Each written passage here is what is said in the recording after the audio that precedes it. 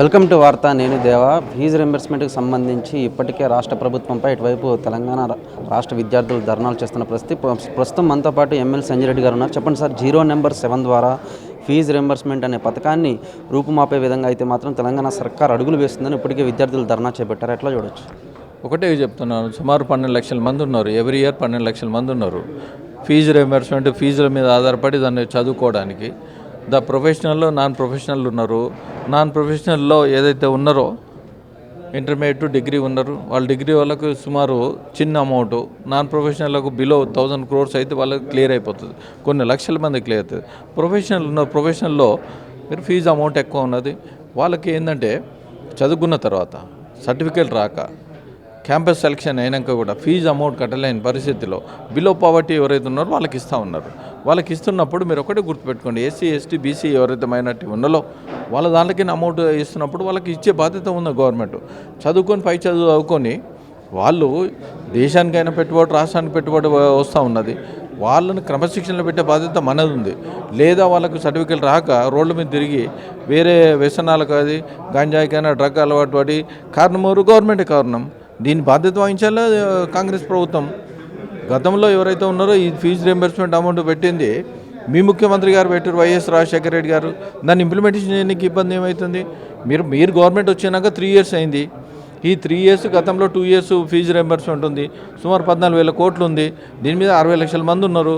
40 లక్షల మంది ఎలిజిబిలిటీ ఉన్నది. ఎలిజిబిలిటీ ఉన్న వాళ్ళకి ఇవ్వమని డిమాండ్ చేస్తూ ఉన్నాం.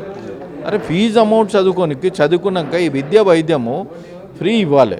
విద్యా వైద్యంలో టోటల్ ఏంటంటే కేంద్ర ప్రభుత్వం ఎంత ఇస్తుంది, రాష్ట్ర ప్రభుత్వం ఉన్నది దాన్ని ఇచ్చేసి కేంద్ర ప్రభుత్వం వచ్చిన నిధులు కూడా దానిలో క్లబ్ చేసి ఇవ్వకపోవడం చాలా దారుణమని డిమాండ్ చేస్తూ ఉన్నాం. అంటే మీ పార్టీ తరపు నుంచి ఈ విషయంపై భవిష్యత్ కార్యాచరణ ఏ విధంగా ఉండబోతుంది? ఎట్టి పరిస్థితుల్లో విద్యార్థులు ఎవరైతే వాళ్ళ తల్లిదండ్రులైనా కాలేజీలు అయినా, ఇన్ని కాలేజీలు ఉన్నాయి. ఈ కాలేజీల స్టాఫ్ కూడా సుమారు 1 లక్షల మంది ఉన్నారు. వాళ్ళ కుటుంబాలు కూడా దీని మీద ఆధారపడి ఉన్నది. వాళ్ళు కూడా ఫీజులు అమౌంట్ ఇవ్వలేక చాలా ఇబ్బంది పడుతూ ఉన్నారు. దీనిలో ఒకటి అర్థం చేసుకోవాలి ఏంటంటే, దీని మీద ఫీజులు ఏది 60 లక్షల మంది తల్లిదండ్రులు ఆధారపడి ఉన్నారు. అదేవిధంగా స్టాఫ్ 1 lakh మంది ఎవరైతే స్టడీ ఉన్నారో వాళ్ళ ఫ్యామిలీస్ ఆధారపడి ఉన్నది. దీన్ని ఎట్టి పరిస్థితుల్లో విద్యార్థి విప్లవం వస్తుంది. కొన్ని లక్షల మందితోని ఎట్టి పరిస్థితుల్లో రేపు మాకు మీటింగ్ ఉంది.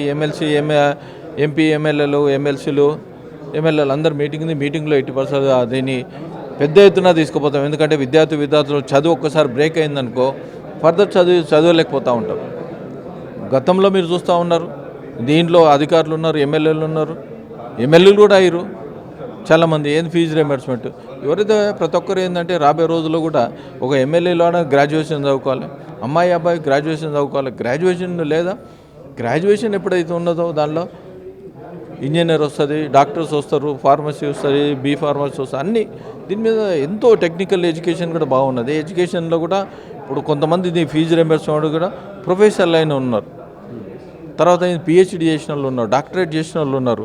వాళ్ళు డబ్బులు లేకుండా ఒక్కటే గుర్తుపెట్టుకోండి, డబ్బులు లేకుండా చదువుకొని ఫ్యామిలీస్, ఎందుకంటే ఎడ్యుకేటెడ్ ఫ్యామిలీ అన్ఎడ్యుకేటెడ్ ఫ్యామిలీ తీసుకుని ఇంట్లో లివింగ్ కెపాసిటీగా బాగా పెరుగుతూ ఉంటుంది. పెరిగి తర్వాత అబ్రాడ్ పోయి దానిలో మళ్ళీ ఇండియాకే ఇన్కమ్ వస్తుంది.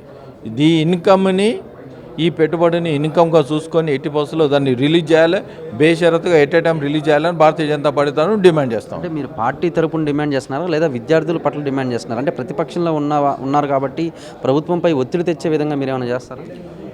విద్యార్థుల పట్ల డిమాండ్ చేస్తూ ఉన్నది. దీనికి ఏమైందంటే విద్యార్థులు చిన్న మనసు, వాళ్ళకు పార్టీలకు సంబంధం లేదు. వాళ్ళకి తల్లిదండ్రులు ఎవరైతే ఉన్నారో కూలినాలు చేసుకునే తల్లిదండ్రులు ఉన్నారు, వాళ్ళ పిల్లలు పై చదువు చదువుకుంటే చాలా బాగుంటుంది. ఓ డాక్టర్ అయ్యిండో, యాక్టర్ అయ్యిండో, లేకుంటే తర్వాత కలెక్టర్ అయ్యిండో, తర్వాత ఏంటంటే ఐఏఎస్ అయ్యిండా, ఐఆర్ఎస్ అయ్యిండా, ఏఎఫ్ఎస్ అయ్యిండో, లేకుంటే ఇన్కమ్ ట్యాక్స్ ఆఫీసర్ అయ్యిండో, ఇట్లా రకరకాల ఒక డిఎస్పీ అయ్యిండో. దీని చదువు కోసానికి ఏదైతే ఉందో, లేదా కొన్ని క్యాంపస్ సెలక్షన్స్ అయితే క్యాంపస్ సెలక్షన్లు కూడా వాళ్ళు ఫీజు అమౌంట్ కట్టలేక చాలా ఇబ్బందులు అవుతున్నాయి. దాన్ని విద్యార్థుల తరఫున భారతీయ జనతా పార్టీ తరఫున వాళ్ళు డిమాండ్ చేస్తాం.